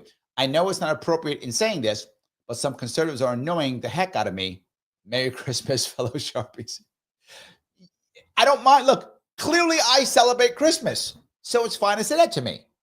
And I say it again. If you don't, I'm not mad at you. Celebrate whatever you think is appropriate to you, or nothing. All good. The issue is, are you getting mad at it? You shouldn't. And there are people who conservatives say, can't say Merry Christmas anymore. Of course you can. That's conservatives go the opposite way, right? They're like, you can't say it. They're going to stop. No one cancels you for saying Merry Christmas. You can say, I say it all the time. Literally, this is a Christmas show. I say it all the time. I just also show respect to people who don't celebrate it. I respect it and understand it. I don't demand that you celebrate Christmas. It's not required. It's okay if you don't. So you absolutely can say it. When conservatives go, you can't say it, they're going to stop you. They're not stopping you. And when companies decide to not say it, it's not because they care about any of that stuff. It's because they think it's best for their customer base and they make more money. They don't actually care about Christmas either way. No one in the boardroom of Starbucks goes, now we'll crush Christmas. They don't care at all. At all. They're apathetic. They're like, what should we say to sell the most goodies and coffee? We should say, oogly boogly. They will say that. That's what they'll say. They will say whatever they think will sell the most cups of coffee and other goodies they sell. That's all they care about, Ryan. They're not trying to crush Christmas. There's no war on Christmas. It's not a thing. It is a war on how can I make much money. If they thought saying Christmas is the best and everything else sucks would make them the most money, they would literally say that. They would literally say that. If they thought saying terrible Christmas would work, they would say that. It does not matter. So anyway, Merry Christmas to you, by the way. So yes. And by the way, if you like what I'm saying, do me a favor, click the button known as Lima, India, Kilo, Echo, like, yes. Repost this show, re-X this show, share this show into something else so people can see it. If you have not subscribed on YouTube, please do so. Also, please follow me, if you would, on Facebook, X, and Rumble. You know, with Super Chat, as you see, please, Super Chats are amazing. Appreciate that. And membership. A bunch of people have given out free memberships. Grab them if you can. Please grab them. You can be a member on Rumble. If you click subscribe only during the live show, click subscribe during the live show on Rumble, or you can click join anytime on YouTube, either Larry Sharpe or on YouTube, Sharpe Way. And I will be, again, getting people and bringing them on the show coming up here next month. So you get to have all of those goodies too. So, all righty. Let's see here. Kim says, crazy story. Yes. 100%. Yes. Julie says, adopted 1970. I understand what you're saying. You get it. Yes. There were absolutely laws on that. Correct. Yes. Jennifer says, that's wild. Yes, it's true. Yep. Christine says, I was my mom's caregiver. I did her Christmas shopping for her. She came with me to the Michigan Convention. I met you and Justin Amash here. Oh, nice. Nice. It can be very challenging, as you know, to be a caregiver because you sometimes wind up giving up a lot of your own health care, your own support. You do. Absolutely. Yeah, you do. So, all righty. John says, Merry Christmas, Larry, to you and your ladies at home. Oh, thank you for that. I appreciate that. Yes. Shelley says, I celebrate the birth of Christ, the holiday, not so much, only for the grandchildren. Sure. I love that.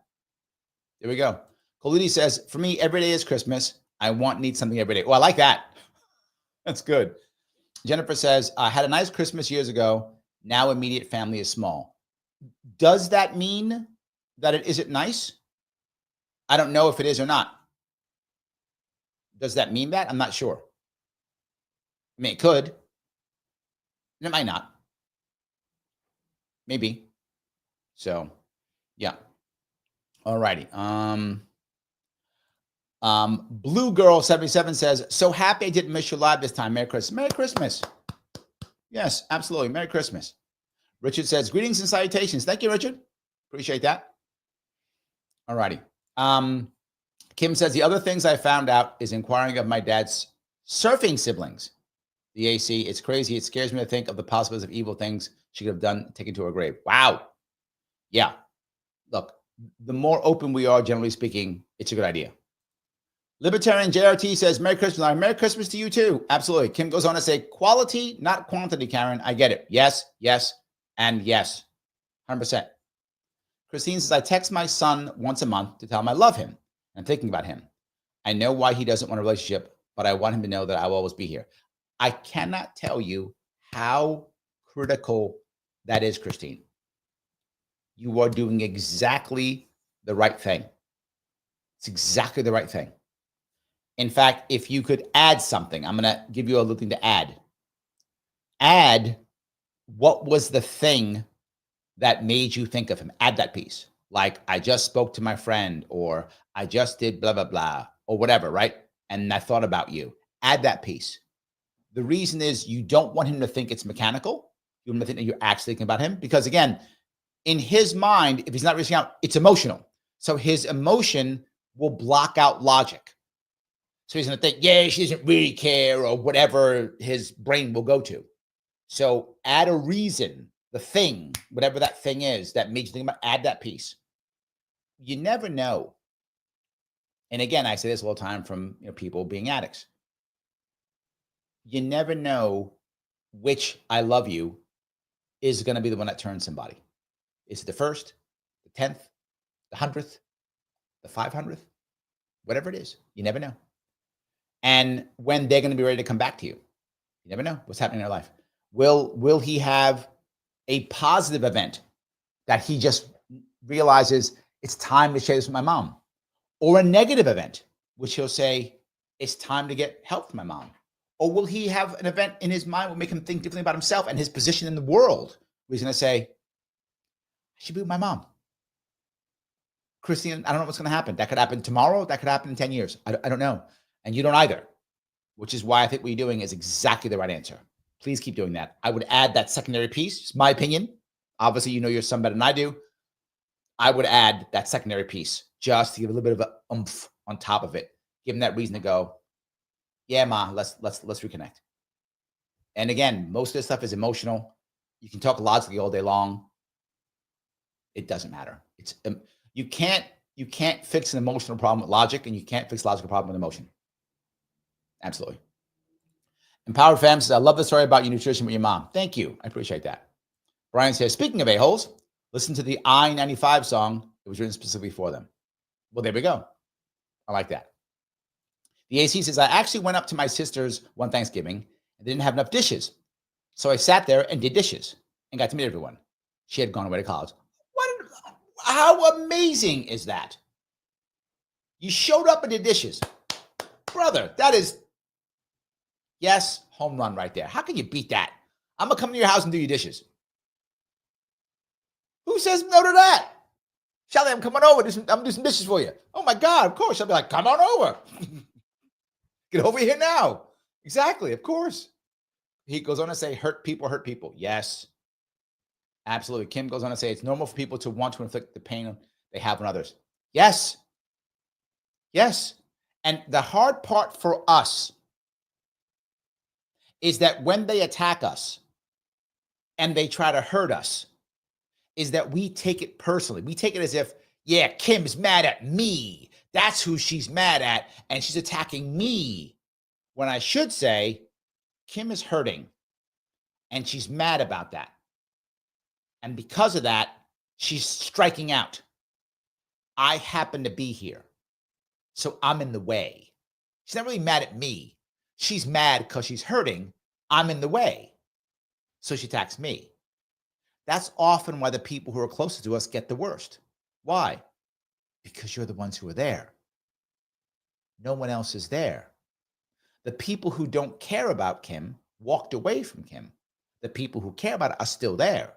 So when she has wrath, they take her wrath. Why? Because they're there. You go, how could you do this to me? Kim, I'm the one who's with you. I care about you. Look at me being here. How can you yell at me? Who else Kim going to yell at? No, and no one else is there. It's just me. She's going to yell at me. I'm the only one there. And that's hard for us to accept because now I'm mad at Kim because she yelled at me. How dare you yell at me, Kim? Now I'm mad at you now. When everybody's fighting. Instead of me going, no, it's not me. She's actually glad I'm here. She's actually happy that there's someone who can take her wrath because no one else gives a shit. That's hard for me to take when I'm getting yelled at by Kim. I don't like that. Who likes that? No one does. But that's the truth. Absolutely true. You are right. Yes. So, all righty. IC says, Maj Toure does civic classes. He does. If you guys happen to be in the Philly area, he does civics classes. You can go there and they're free. Absolutely 100%. Yep. That's why he takes donations so that he can do stuff like for free. Yes. Kim goes on to say, I had civic classes in school, 8th grade and high school. Yes. And they are slowly going away as more federal guidelines came in. Yes. Brian says, if Americans understood civics, we'd be more civil to each other. Yes, we would. Yes, we would. James goes on to say, if Americans understood civics, we might even have a two-party system right now. Correct, because parties are not a constitution. Yes, absolutely. Yes. Kim says, I'm not offended by Merry Christmas. I say to people, have a great day, a blessed holiday season. Yeah, 100%. Yes. Larry, Dao says, Larry, you're just not a cat person. I'm not. And the reason why is not because I don't like cats. I'm actually allergic. So I don't hate cats or love cats. Cats are fine. I don't get along because I'm allergic to them. So that's my reason. Literally, when I run for office, I would keep Benadryl or Zyrtec with me in a bag because sometimes I have different drivers. People will drive, right? Will drive me around from going to X to Y, this place, that place. And sometimes they have cats. If they have cats on their clothes, or I get allergic reaction to it. So if I'm going to a driver who has a cat, I have to take Zyrtec or Benadryl so I don't get a reaction. So that's why I'm not a cat person. Not because I like or don't like cats. I'm fine with cats, whatever. I don't care. If I see a cat, I'll pet one, whatever. It's fine. I'm just allergic. That's it. So yes. Kalidi says, bring pet food to donate to the pet food bank. Look at that. Look at that. You got the plans. Absolutely. Kalidi says, no assholes allowed. Yes, absolutely. Yes. Kim says, my question is, why are they an asshole? Now, look, Kim, this goes to my earlier point. If you care about the person, right? And again, you're not required to, then you walk down that road with them. Of course you do. You walk down that road with them. How do we fix this thing? There are a lot of people in my world, and some people tease me. They would say, Larry, why do you get along with these people? These guys, they would say, these guys are a-holes. Why? Because I don't care. A lot of people in my world are a-holes. And if you know me, you know it's true. Like, you're friends with that guy. You're friends with that guy. How can you get along with that guy? Because one, I don't care. And two, I do ask that question. I ask why. And then I talk to them to show them that I don't care. And they go, oh, okay. And then they communicate with me the way I train them to communicate with me. So they don't act that way with me. It's different. You're totally correct. Again, the question is, Kim, you can't save the world. You can save some people in it. Yes, you can. You can save some. Those who you care about and who want to be saved. There's the key. Two things must be true. You care about them and they're open to being saved. If those two things are true, you can save them. You absolutely can. That's not the world. So my argument with this would be, do you care about them? Is it worth it for you? Because it also will take time and energy, right? It's not an easy thing to get someone to change. Do you care? And if you do, I'm on board with you. Yes. Take the time. If you don't, give him a cook. Mike says it's called boundary setting. Yes. Pigabell says, I'm very fortunate that my family all gets along and generally likes being around each other. Oh, Pigabell, that is amazing. A lot of families cannot say that. A lot of families cannot say that. Absolutely. So yeah. All righty. Kate, thank you for the 49. So the three things to me, three kings. Sorry, the three kings to me are Trump, Vance, and Kennedy. Tulsi gets an honorable mention for the angel Gabriel, who is Herod today. Ooh, interesting. I like that. So I guess they're giving the gifts to Trump. Is that what we are? Maybe they're giving the gifts. Okay, I'll buy it. I like that. That's pretty cool. That is pretty cool. All righty. Grab some more of these. Lorenzo says, Merry Christmas, everyone. I would have flown to New York City this Christmas, but I love my 63-degree weather over here in Arizona. I'm not mad at you. I'm not mad at you. Yes, absolutely. I get that completely. Kim says, I've been tagged the family a-hole and let them believe the lies they all base a decision on. It only took 30 years for them to get to the truth. You know, it's a funny piece. I do bring it up sometimes, Kim, and this is a valid point.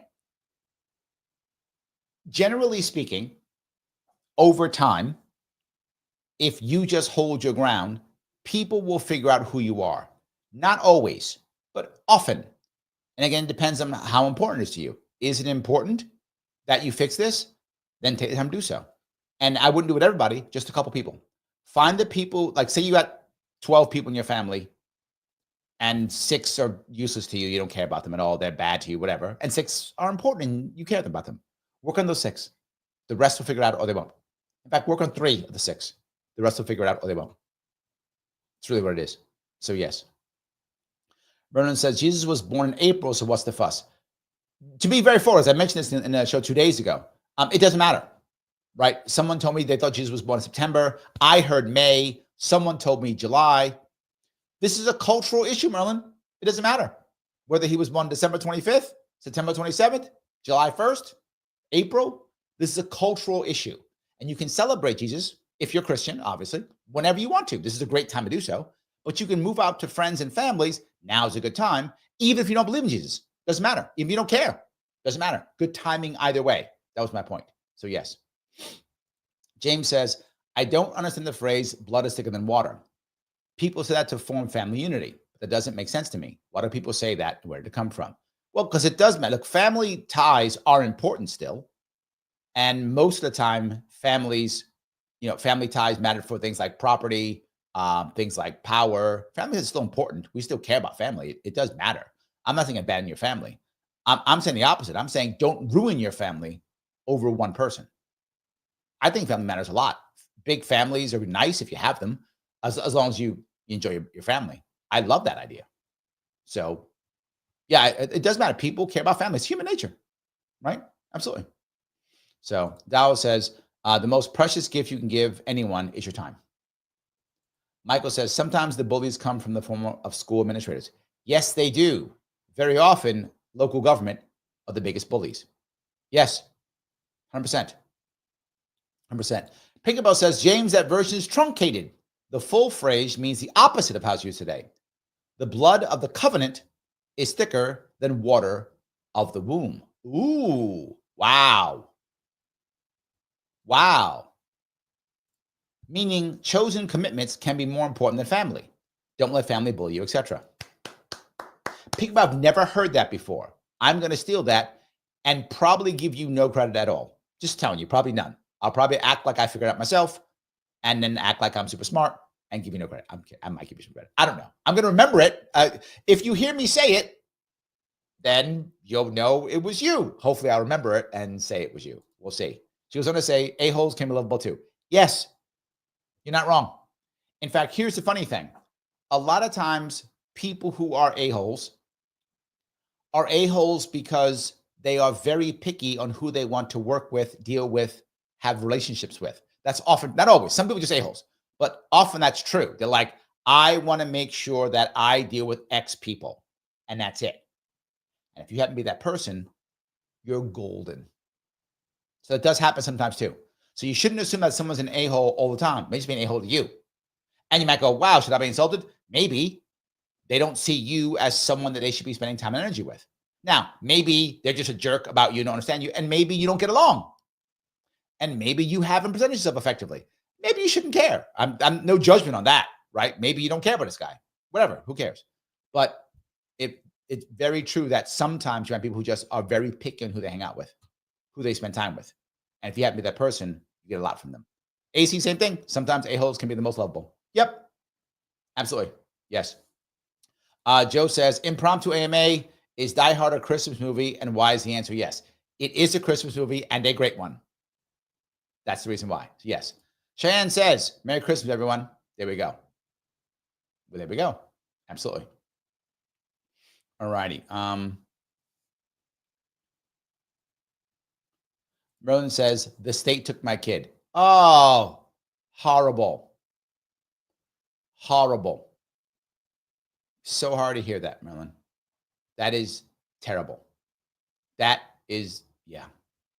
Wow. I wish that was the first time I heard that. It is so, yeah, terrible. So he says, rebooting myself. Oh, okay. I like that. At least now you know.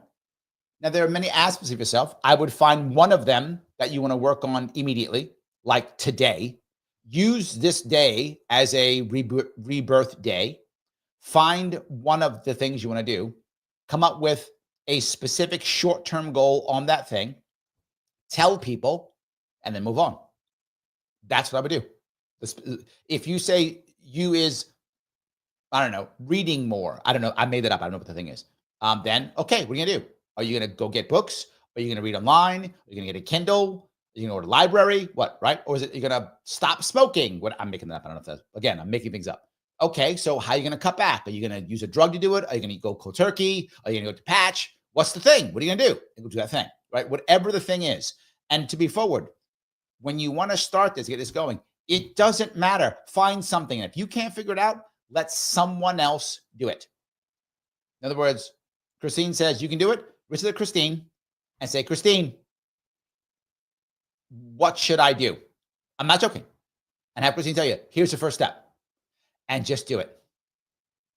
And you move on from there. If you can't figure it out, just have someone else do it. I'm not even joking. Yes. Kate says, wow, thank you so much, Larry, for your great self to help people. I do it often. It's true. Yes. Yes. Vernon says, looks like Larry's head's on fire. There we go. Look at that. There we go. Hold on. How about that? There we go. Hold on. I'm giving myself a head's on fire. Ears are burning. Ta-da. Done. Yep. There we go. All righty. Let me walk down that road. Liberty says, if only you had a media team and someone who loves marketing and wants to build an email list. We could work on that. We'll talk about that in the new year. We will. Absolutely. Yes, we will. We will absolutely work on those 100%. So Kay's John, thank you for the $5, says, I don't chat much, but I'm here for every single show. I also don't celebrate any holidays, but wish everyone else well who does. Thank you all. Oh, that is so sweet. Thank you for that. I appreciate the $5 and I appreciate you doing that. It does. Look, being part of this show does matter. Watching and listening does matter. Yes. Pigabell says, caregiver burnout is so real. Yes, it is. It's a real thing. People talk about it. It's a real thing. Absolutely. Yes. And caregivers have to realize sometimes caregivers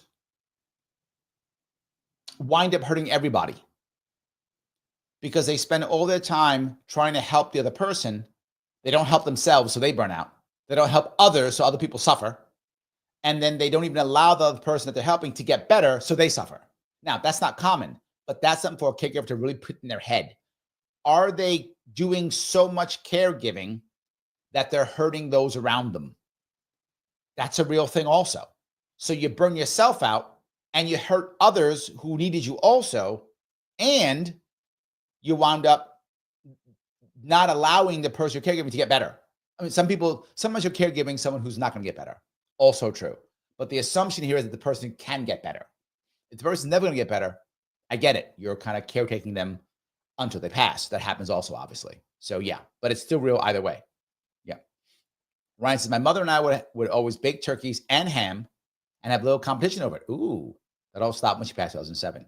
So the question is, do you have another thing to do, Ryan, that will bring kind of that issue, right? I like that. Christine says, I do add a reason. Nicely done. You are killing it, Christine. You are killing it. Yes, 100%.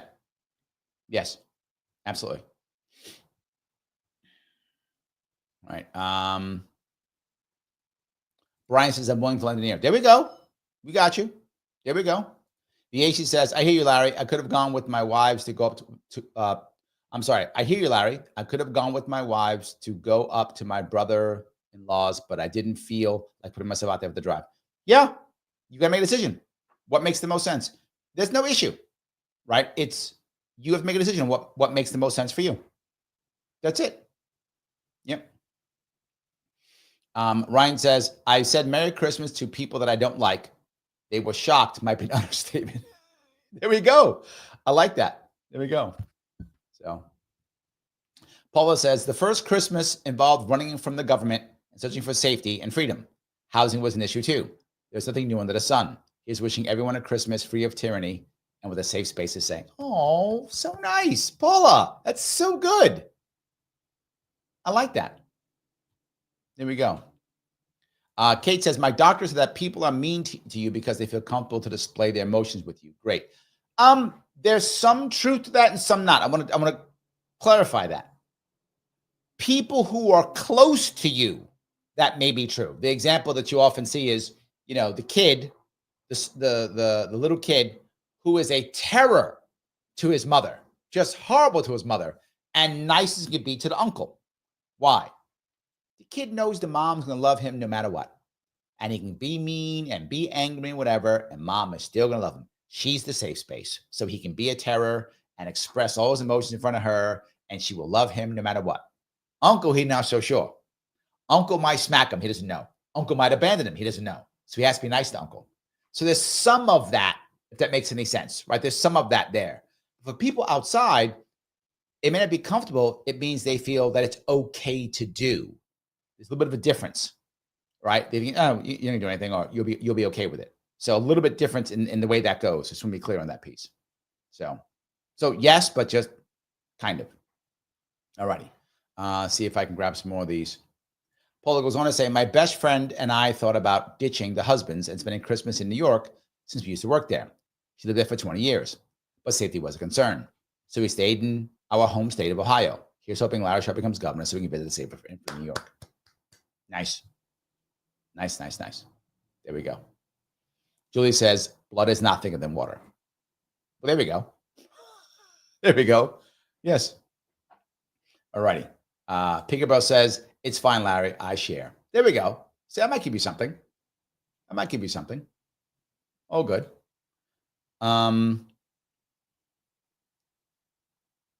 Okay. No. Mike says, kind of like 40K halo effect. There we go. I want to get my halo. There we go. I like that. I can move over or something if it's better, but I think it looks kind of cool. There we go. So, all righty. If I can. Julie says, Merry Christmas, Happy Holidays to all. I'm here because you are here. Oh, that's so sweet. You guys are saying so many nice things. I do appreciate that. Yes, I do appreciate that. Yes. Brian says, hospice was all but worthless to me as a caregiver when my mother became terminally ill. They only gave me 1 2-hour break in 6 months. They began calling for me to return after an Wow. That's a tough one. That is a tough one. She says, I love Larry's sense of humor. You kind of have to laugh at stuff, don't you? Thank you for that, Icy. I appreciate that. Kate says, after my grandpa died, we did a toast to him with his not favorite drink, Jim Beam or iced tea, because people thought he liked it. Now we do it every holiday, like a toast to absent friends. What an amazingly good tradition.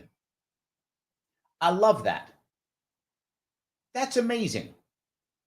So you get to celebrate people who you've lost. That's nice. I do like that. Yes. Christine says, we're doing a taco bar for Christmas dinner. Amazing. What's everyone else doing? My daughter is actually making a keto. Of course it's keto. We have keto Christmas always because I'm still keto. She's making a keto coffee cake. Yes. And I'll be having coffee and keto coffee cake. But I think she's making it right now as we speak. So yes. So speaking of that, guys, please, if you like this, click the button known as like. It does matter.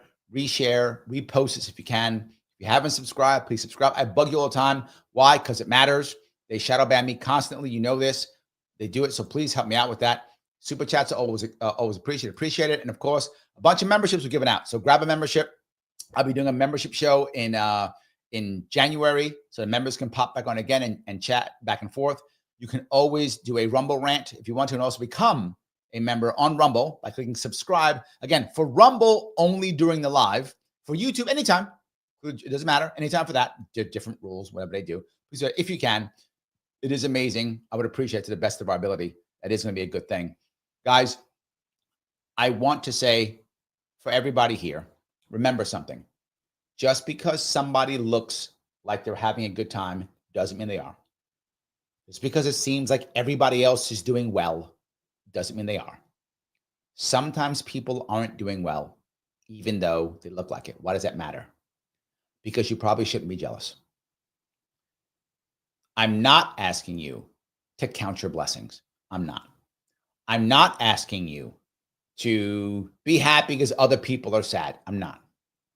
I'm asking you to look at what you're expecting and what can you expect with the situation you're currently in. And with that, what are you getting? Are they close? If they are, not too bad. If they aren't, I get it. You've got to make things better. Then take this time to make things better. Take this time to reboot. Take this time to restart. But Larry, I rebooted 5 times. Reboot again. Reboot again. What's your other option? Staying where you are. Reboot again. If you have problems with people that you care about, again, that you care about. If you don't care about them, I get it. Move on. That you care about. Now is the perfect time to start to reach out again. Reach out. Give them a reason why. Reach out again. Lastly, if you think somebody might be lonely today, for the new year, whatever, and whether that loneliness is, to be clear, not having friends, not having romance, not having family, whatever that place is where you think they might be, you reaching out is a good idea. You don't have to be crazy about it. Give them a reason. Hey, was thinking about you. You want to come by? You want to say hi? You want to do a phone call? Something like that. Remember, you're doing it as if they are doing you a favor by talking to you, even though you may be doing them a favor. To be very forward, you may be helping them. You may be doing them a favor, but act as if they are doing you a favor. It gives them an excuse to come back, and they don't have to feel like they're getting charity. They have to feel that way. They can feel good about themselves by coming back to you. It does matter. If you can, in any way, get together with them in some way, whether that's physical or like this or phone call, that connection during this time can be very important. Don't assume that your life is horrible because everyone else is great, because yours is probably as good as theirs. Don't assume everyone else is doing great because they may be in trouble. And reaching out is a good thing for you and for them. Expectations, everything. Reboot when you can. This is a good time to do this. I know I've been bugging you, but I'm not going to stop. Because if I'm going to have a better country, I have to have better communities. If I have to have better communities, I need better families. People need to be happier in better families, in better communities, for us to have a better nation and a better future. That's what matters. And it starts with us just doing it and being better. I think I'm done preaching for the day. I preached a lot today. Merry Christmas to all of you. Guys, please, if you want to, at the end of this, when I'm done, please put a comment underneath. It does matter. You know why? Mr. Rhythm, Al Gore Rhythm, makes it happen. I'll be back on tomorrow at 7, and again on Friday at 7. And then I have the year-end show Saturday at 7. And then of course, History of the World. I don't know why I'm doing that one. You guys asked me. Doing that one Sunday from 2 to 6. I will see you all very soon.